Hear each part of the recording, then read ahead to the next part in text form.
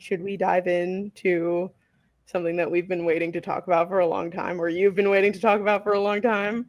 Yep, we should. Oh, wait, I need my Kindle. I have notes on it. Get it. Should I get my book for my sticky notes? Sure. We can't get both up at the same time, though. Okay, Unless you we go pause and the then recording. Should we pause?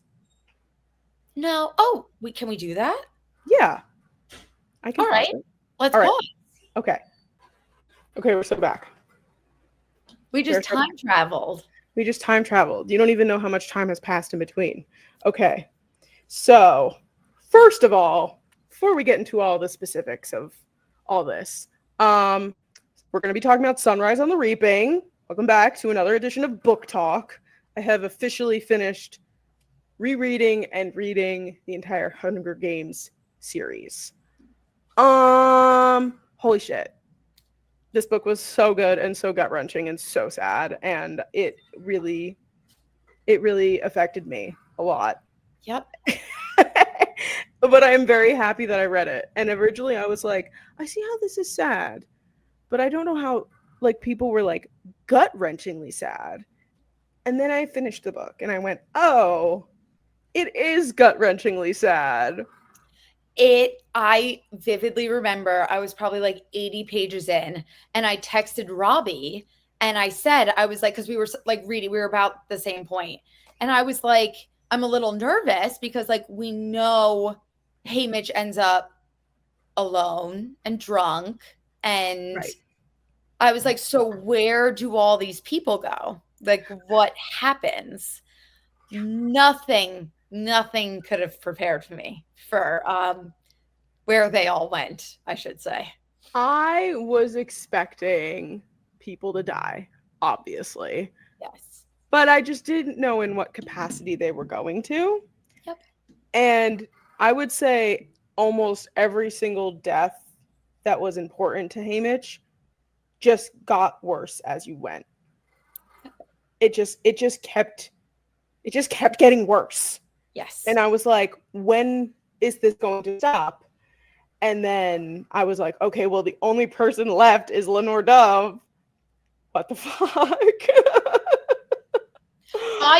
There was a point where I was like, oh, like they get a few good years together and then she just gets sick and dies in a tragic, natural. No, I will never eat a gumdrop again. Suzanne Collins really said, you think you like Coriolanus Snow? No. No. They saw that one Snow edit had over 1 million likes, and she sat down and went, really? You guys aren't getting the evil here? Let me show you how evil this man is. But no, my entire book, I know you have a ton of annotations. My entire book is with sticky notes, and I felt like Charlie from It's Always Sunny with like the red lines, just connecting all the dots, because there were so many connections in this, but like it tied so much together. And like the other thing that I'll say, because I want to hear all your thoughts, there's no way that Woody Harrelson didn't know some of this when filming the original. Like there's so much that was so natural from like, it's just like, there's no way that this hasn't existed, or at least the baseline of it hasn't existed. Obviously we never saw it, but like Suzanne Collins, the cast of the Hunger Games, like there's just no way you go back and like I don't know. It's just beautiful and awful. Please tell me all of your thoughts and annotations. Hold on. Now I lost them. No. Hold on. I don't know how else to get to my notes other than to go to a previous note. And like, I don't have mine in front of me, or I would help you. It says like you can press note and then it'll give you all notes. But anyways, okay, I'm back. So I'm gonna, I don't know. Oh yeah, so I'm just gonna read them from like what I have. And a lot of them are just highlights of when I saw a name that I recognized. And I was like, oh, I know you. Oh, okay. I also have to say, I think I was a little stupid in the beginning, because I didn't put together that Burdock was Katniss's dad until the end. And a lot of people told me that I was supposed to realize that the second that we found out his last name was Everdeen.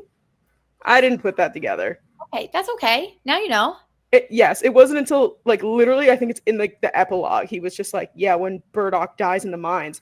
And I'm pretty sure I highlighted it and went, oh my God.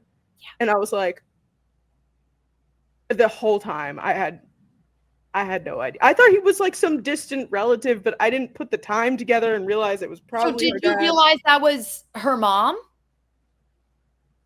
What do you mean? Astrid's her mom. Oh. That's the story of how Katniss's parents got together.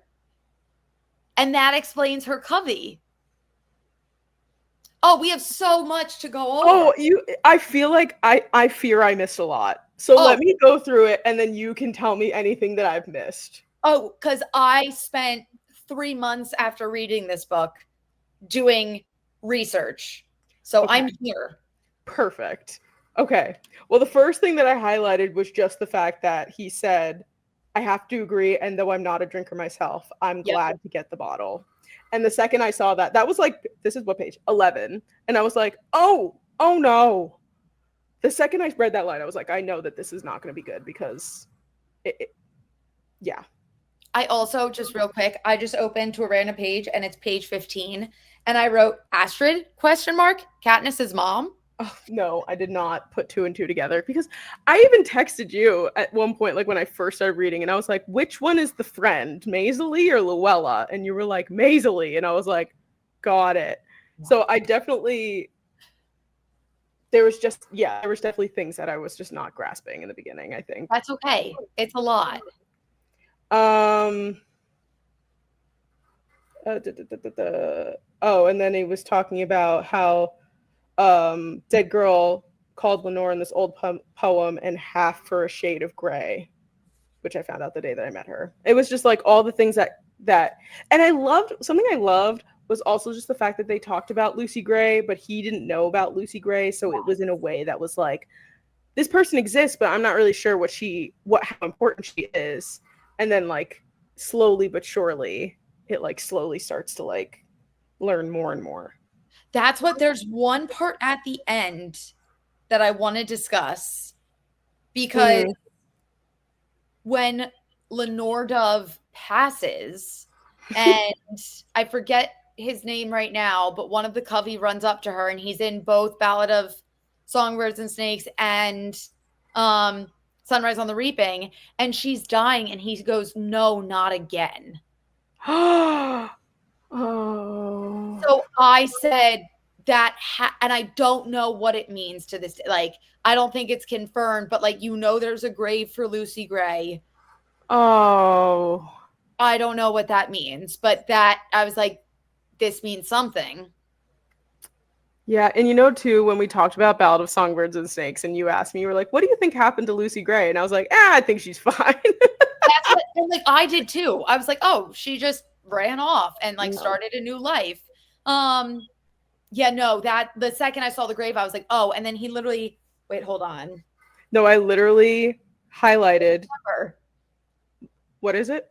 Tam Amber standing stiffly over them, his head shaking as he mumbles, not again, oh, not again.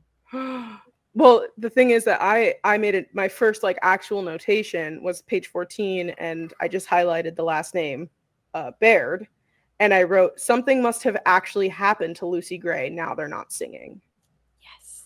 Yes. So that's what, I don't know, like maybe Snow did shoot her in the woods and she like ran back to the covey and died. Yeah. Mm-hmm. Like that's the only thing. And then they buried her. That's the only thing that makes sense to me. Or he did something else like diabolical where he somehow like found her.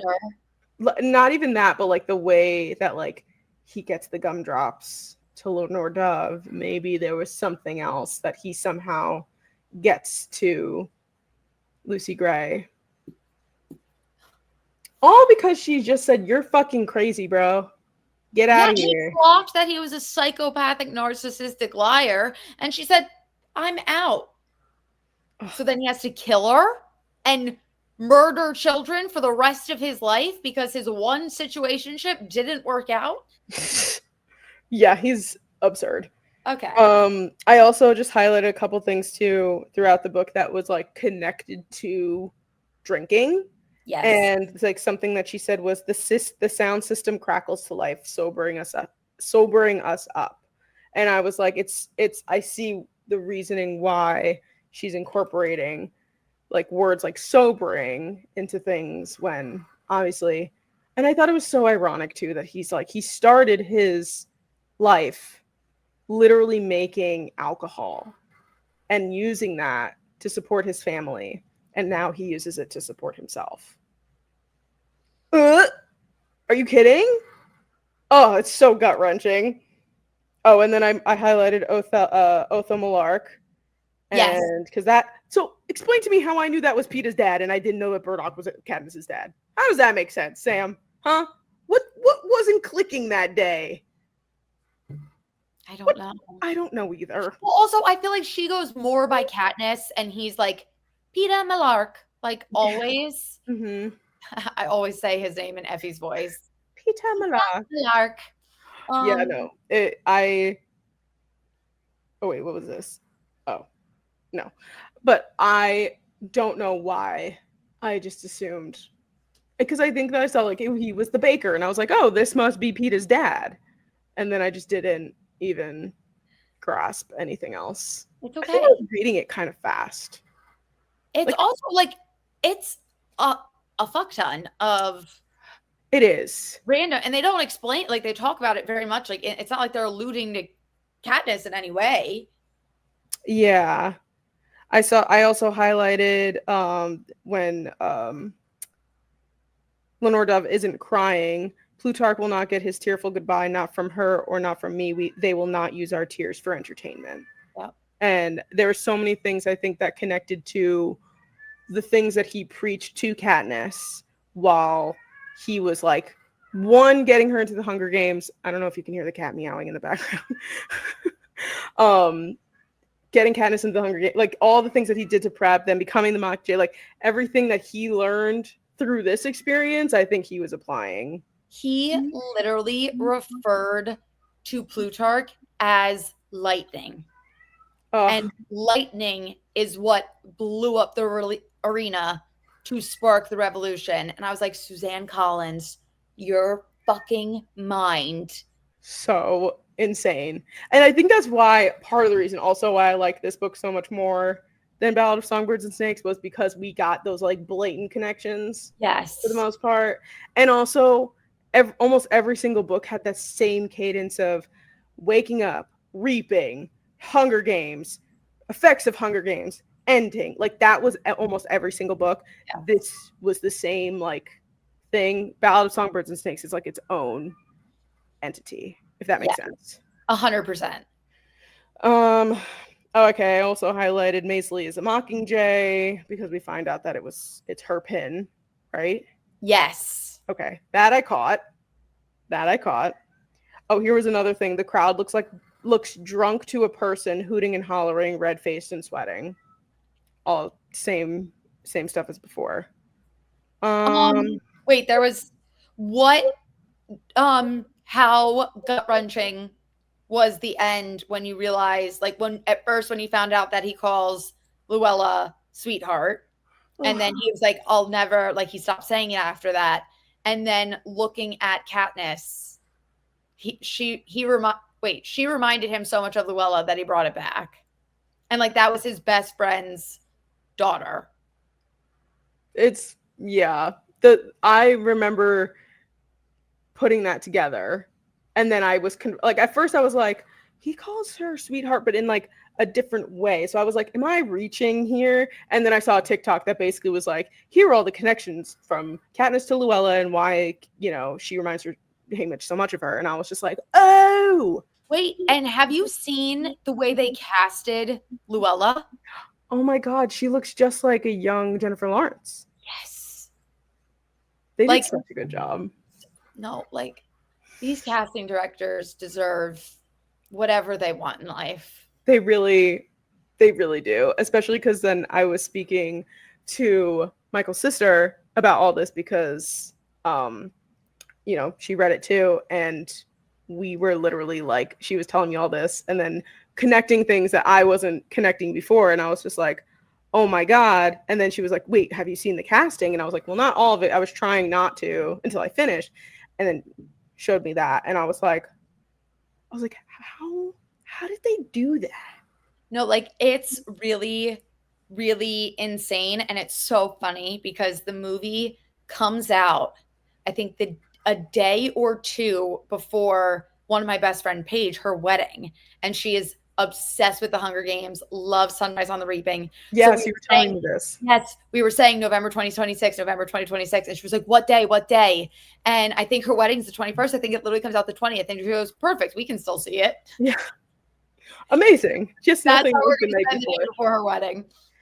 I would say too, like I was obviously as I'm going highlighting names I know, I see Mags and Wyrus, and I was like, oh my God, like we know obviously Mags and Wyrus, and I was not as shocked as I was when they brought Beatty into the picture. Yes.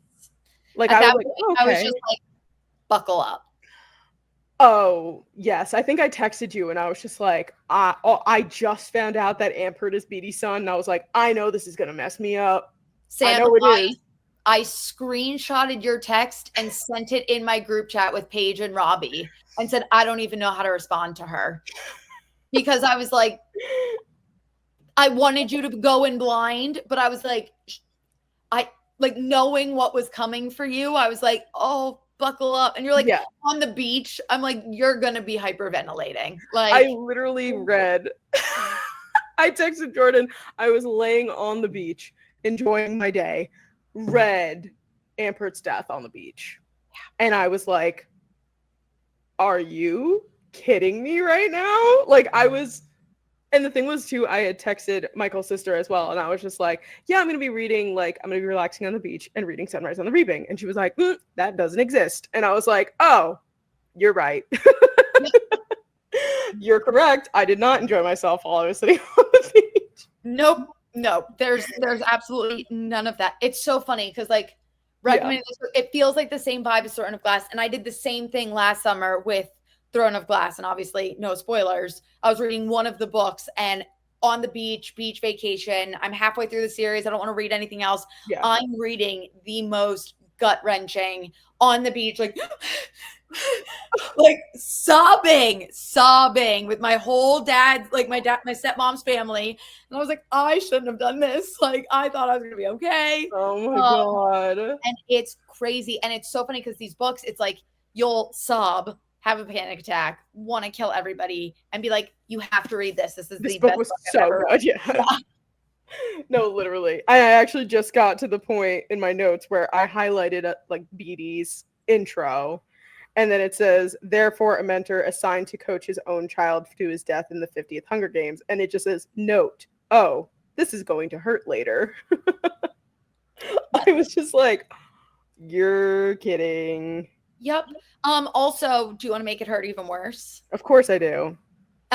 In this book, they mention that Beatty has a wife and another baby on the way. Oh, I know. Where are they? Yeah. That was another thing Michael's sister told me. And this, granted, I just found this out this weekend. Because I did read, and I was just like, oh, Beatty's going to have another kid? And I think I highlighted it or something, or I put it in my brain somewhere. We were at a barbecue this weekend, and I was talking to her about it. She looks at me and she goes, did you think about where Beatty's family is? And I was like, what do you mean? And she was like, don't you remember Beatty's wife is pregnant? And I literally went, hello? I was like, you're joking. Yep. Joking. I also love the actor who plays Beatty, like in the original Hunger Games movies. So just picturing that man's face, like being sad that his entire family is dead, really hurts my soul. Yep. And I will never eat another gumdrop. I'll never look at another squirrel. Oh, the squirrels. And the birds. Not the birds, but then not to mention the fact that we're talking about how well they casted and I saw the kid they casted for Ampert, and I went, wow, so good. And then I went, oh, wow. no. Same thing with Luella. These are like kids too. Like actual children. Did you finish the Ballad of Songbirds and Snakes movie? Yeah. We talk about Wovie. Yes. Like, these are the ones that I can't. I fast forward through Wovie every time. I like to think that Wovie is fine and never dies, actually. She actually lives forever. You know what? Finnick and Annie adopted her. Yeah, you know what? Wovie cares for their son. Yep. Live-in babysitter. Yep. Like an old lady nanny type of vibe. Yeah. Okay, that's canon. They bake things and they do crafts on the weekend. Yeah, that's canon. Yep. Let's see what else. Oh, this is a part where he first interacts with Snow for like one of the first times. And he says, I'm left alone with retching Snow. It's scary watching him possibly die. It's even scarier that I can resist helping him. Before the reaping, I bet I would have been right in there. Luella's death changed me. Maybe I'll end up being the victor material after all. And I was like, it's so powerful to me that there was a lot of situations where, you know, Haymitch saw Snow in this very vulnerable state and then even tried to do things in which, like, drinking the milk and like all these different things to make him suffer more, and yet it did nothing. Even when he's 16, he lived with that for 20 plus more years, that like nothing ever really hurt him. Like there was nothing that he could do big enough to take him down until Katniss. Yep. And also there were 48 tributes died. Yes. And then it was 48 until Katniss and Peeta. What do you mean? Like there were 48 people that died in his games, or 49 people that died in his games, and then there were like 48, 49. Like more, like two more reaped. Yes. Yes. So like it was like perfectly like. No, so smart. You know what this gives, and you saying that before reminded me when you were talking about Woody Harrelson. Yeah. It's giving like Snape when J.K. Rowling told Alan Rickman how Snape's story ended so that he could portray him in the right way throughout the movies. Yes. I feel like this is the same vibe here. 1,000,000%. Like, I bet Suzanne Collins didn't have the book written, but like she knew Haymitch's trauma. She knew what led up to this. Because also like I said this, and this was right after I finished the book, but I still stand by it, that Haymitch is one of like the most complex and just best written like fiction characters ever. Cause like he has so many layers, and really like everyone gives Katniss so much credit, obviously Plutarch so much credit, but like think about how much Haymitch orchestrated to like make the rebellion happen. And it was all, not all, but like a lot of it was revenge, but like so much of it came from his love and his promise to Lenore Dove. So it's like all of this like angst and separation like comes from a place of so much love, but he's just so hurt. Like, can I ask you a question? I'd love to hear how you feel about just the character of Plutarch. Do you think that Plutarch is a good person or a bad person, or like, is it somewhere in between? I think he's somewhere in between. Right, yeah. Because like he's not Snow. Right. But he's also not good. Like he's very selfish, very power hungry. And I think he does know, like, he's aware of right and wrong. And like, But at the same time, like, he will still hurt people and lie to people to get where he needs to go. So it's like there's so much I'm grateful for him for, but also I'm just like, I still, like, I do not trust him. I don't fully understand his intentions. Like, he's a sketchy guy. I feel like the goal is the same goal as everyone, but the reasonings are different and not in the right place. And obviously, like, seeing this, like, the way that he was when he was younger, before he was the game maker, like, I was like, okay, I'm seeing this. But then as I was going through the casting too, Jesse Plemons is playing young Plutarch. Perfection. So I'm going through it, and Michael was sitting next to me looking, and he sees Jesse Plemons come up as, like, going to be Plutarch, and obviously he doesn't know anything about the Hunger Games, and he looks at me and he goes, I already know we fucking hate that guy. And I went, that's interesting that you say that. Why do you say that? And he goes, this actor plays people in a very complex way that makes you want to hate them. And I was like, you're right. And like literally, like, I know Jesse Plemons from Friday Night Lights. Yep. Far away. Yeah. Michael knows him. I've also seen him in a season of Fargo. I don't know if people have watched Fargo. Very good. I watched the movie Fargo. You'd probably love the show. Just saying. Isn't the show based, like, the first season of the show based on the movie? It's the same vibes as the movie, but every season is something different. It's like an anthology. So the seasons do not connect with one another. You can just watch one random season and get it from front to back. Anyways, but anyway, I just thought it was really interesting that Michael, like, as someone who doesn't know anything about the Hunger Games, just saw the person and was like, oh, I hate this guy. And I was just like, that's so interesting that you say that. And then I was thinking about it, and I was like, yeah, it's like Plutarch, even in Mockingjay, like, he was there and he was trying to help the rebellion and this, but like the reasonings behind it really are very capital. Yes. Of him.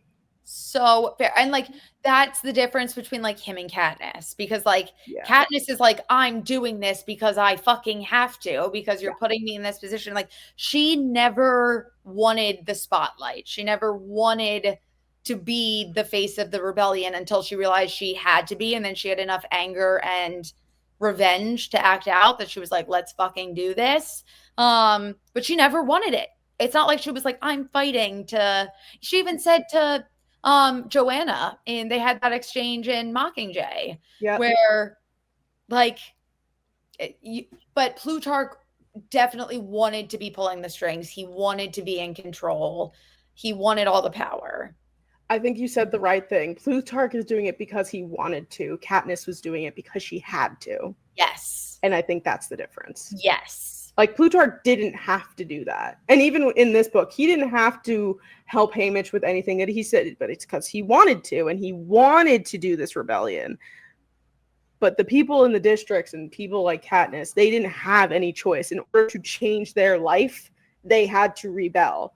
Plutarch could have lived a very happy life in the capital without any of that.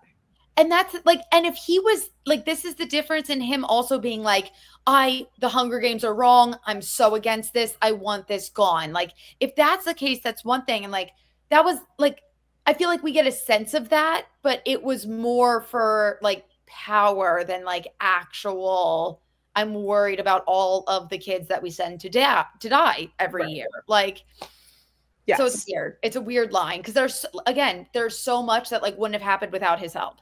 Like, he put so much in motion. Like, none of this happens without him. But then also it's like, I still don't really like you. Like, no, I feel you. And speaking of Joanna, you mentioned Joanna. I literally, one of my next highlights was something that Maisie said. And it was just like, oh my God, Maisie Donner is Joanna Mason. 100. I have that in here somewhere too. 100%. Yes. I loved Maisie. I loved that bitch. She was awesome. Even in the beginning where like you knew she was like uppity and like, you know, that kind of vibe. I was like, why is she kind of giving like see you next Tuesday? No, like, in a good way. Like, and I was like, I don't know if I'm allowed to like her or not yet. But then I was like, okay, but this is the one who's Katniss's mom's friend. So I was like, she must get some sort of redemption at some point. And like, just the more that her and Haymitch just like talk to each other, I was like, oh, bitch, I love her. We're at page 51, and okay. Drusilla's doing her shit, and Maisley is just not taking it. And I wrote, my note is kind of badass, question mark. Like, because I'm like, that was when I feel like tide started to turn a little.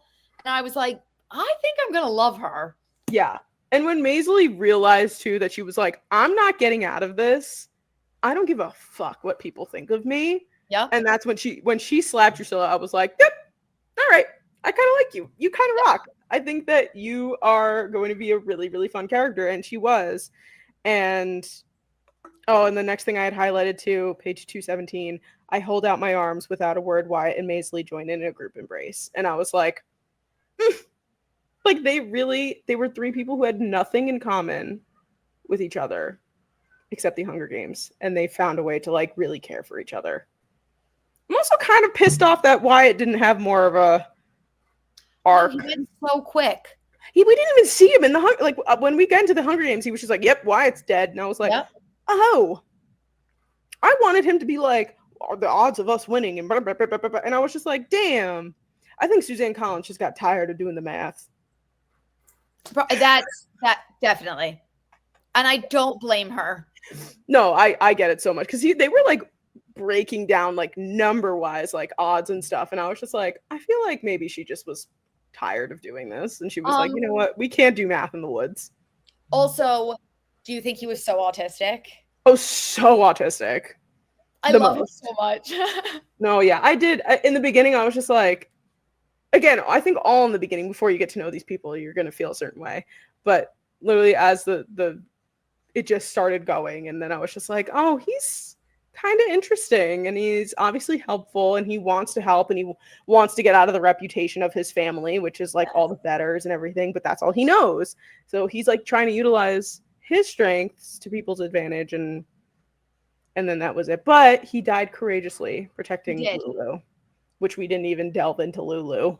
No, Lulu, Luella, there's so much, and we're literally at an hour. I know. Let me like speed run through these now. Okay. Ampert is Haymitch's Rue. Wrote that, which made a lot of sense. Yes. The finding out that the hanging tree is forbidden makes a lot of sense. And he said fire is catching at some point, and I was like, big gasp. But yeah, he said fire is catching, she'd say, but if this one burns down the arena, I'd say good riddance. And he does find a fire to burn down the arena. Yes, he does. Love that. Okay. What is this? Oh, it's a big long thing about failure. And he says he uses Katniss as a second chance for this. That's why he's so hard on her. Oh, it's all so good. Oh, I wrote something. It's very long. I think it's a song. Oh, yeah. Distinctly, I remember it was a bleak December, and each separate dying ember threw the ghost upon the floor, blah, blah, blah, blah, blah. I just highlighted it, and I wrote, did Taylor Swift write this? Like, some of the song lyrics folklore? I was writing. Yeah, I was reading through them. I was like, this is literally giving folklore. I want that juice like all fire. The all fire thing was really gut-wrenching. Katniss getting mentioned in like plant terms. Yes. In the last moment, she releases her grip enough to lock her pinky around mine. I don't remember what that means. And then I was talking about like their clothes. Yeah. And how they're all distinct colors, and how it was like District 12 was black, and I was just like, but the black hides the most, and the black gets away with the most, but the black is able to like propel you forward more. And I thought that was like helpful in the long run, and then also literary foreshadowing in a way. I don't know if that makes sense. No, it does. It does. Oh, him realizing he didn't even mourn Wyatt's death, like he didn't have time or energy. And then a lot of this other stuff is just like things about Lucy Gray, and then towards the end finding out how all the Cubby stuff is related. And then he did say Effie does her best to keep me sober, but the train's loaded with booze. And then, yeah. And then my last annotation is I highlighted sweetheart and I wrote, oh my God, with a bunch of exclamation points. I know. No, getting that feature of Katniss and Peeta at the end was really, really special. And I really hope the geese. I'm really praying that the three of them are actually in the end of this movie. I feel like they would agree to do that. Both Katniss and Peeta have Katniss and Peeta. Jennifer and Josh have said that they would happily go back and play those characters again. Yeah, I feel like it would be really good. But now I'm like really excited to like actually now I'm getting content on my page, and I think that I am learning a little bit more each time about things because I'm like there's no spoilers to ruin because there's the movie isn't even out yet. So overall though, I gave it a 4 out of 5 stars because of how hurt it made me feel. And how I sat in the bed. And I literally, when I shut the book, Jordyn, I just kept crying. Yeah. No. I kept crying. It didn't stop. I didn't stop. I thought about it, I was sobbing. I finished reading it. I took a shower. I cried in the shower. I got out of the shower. I got into bed. I was still crying. And then I went to sleep. I cried myself to sleep. Yep. No, it's a gut-wrenching book. Phenomenal. I'm so excited that now I can send you every single TikTok and reel about it because there really is like, I didn't digest all the connections when I read it. Like it's broke. Like there's so many videos that pull so many details. Like every paragraph of this book is connected and it's all one big spider web.